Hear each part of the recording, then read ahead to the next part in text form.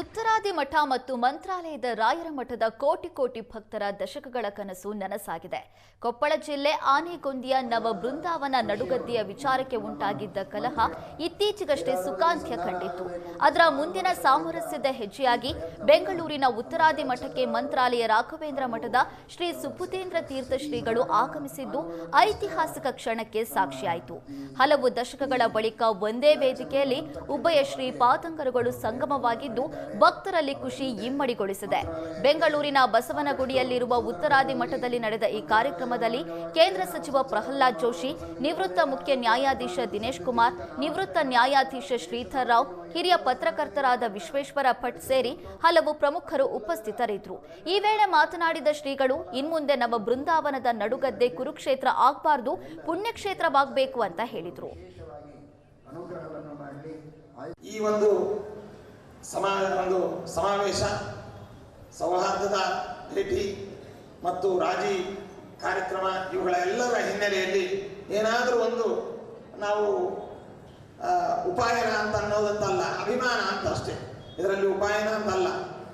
ಇದು ನಮಗೆಲ್ಲ ಹೋದ ಬಾರಿ ಏನು ಆರಾಧನೆಗಳ ವಿಷಯದಲ್ಲಿ ತುಂಬ ಗೊಂದಲಗಳಾಗಿ ಎಲ್ಲ ಮನಸ್ಸಿಗೆ ಬೇಸರ ಆಗಿದೆ. ಅದು ಈ ಬಾರಿ ಪರಿಹಾರ ಆಗಬೇಕು ಅಂತ ನಾವು ದೇವರಲ್ಲಿ ಪರಿಹಾರ ಪ್ರಾರ್ಥನೆ ಮಾಡ್ತಾ, ಈ ಬಾರಿ ನ್ಯಾಯಾಲಯಗಳಲ್ಲಿ ಒಮ್ಮೆ ಬೇರೆ ಬೇರೆ ರೀತಿಯಲ್ಲಿ ಸನ್ನಿವೇಶಗಳು ಬರಬಹುದು.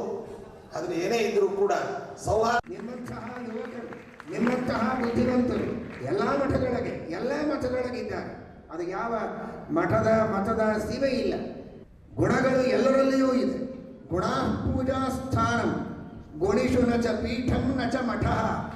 ಅವರು ಯಾವ ಪೀಠಕ್ಕೆ ಸಂಬಂಧಪಟ್ಟವರು, ಯಾವ ಮಠಕ್ಕೆ ಸಂಬಂಧಪಟ್ಟವರು. ಗುಣಗಳಿಗೆ ಮಾನ್ಯತೆ ಇದೆ, ಗುಣಗಳಿಗೆ ಮರ್ಯಾದೆ ಇದೆ. ಎಲ್ಲ ಯುವಕರಲ್ಲಿ, ಎಲ್ಲ ಹಿರಿಯರಲ್ಲಿ, ಎಲ್ಲ ಸ್ತ್ರೀಯರಲ್ಲಿ, ಎಲ್ಲ ಪುರುಷರಲ್ಲಿ. ವಿಶೇಷವಾಗಿ ಮಾಧ್ವ ಸಂಪ್ರದಾಯದಲ್ಲಿ ವಿಶ್ವಾಸ ಇಟ್ಟವರಿಗೆ, ಅದರ ಪಾಲನೆ ಮಾಡೋರಿಗೆ ಇದೊಂದು ಕಿರಿಕಿರಿಯಾಗಿತ್ತು. ಮತ್ತು ಎರಡನೇದಾಗಿ ಈ ಸಮಾಜದಲ್ಲೇ ಭಿನ್ನಾಭಿಪ್ರಾಯ ಇದ್ದರಿಂದ ಇದು ಸನಾತನ ಧರ್ಮದ ಒಂದು ಭಾಗವಾಗಿ ಸನಾತನ ಧರ್ಮದ ಒಂದು ವಿಷಯದಲ್ಲಿ ಒಂದು ಜನರ ಮಧ್ಯೆ ಗೊಂದಲ ಮತ್ತು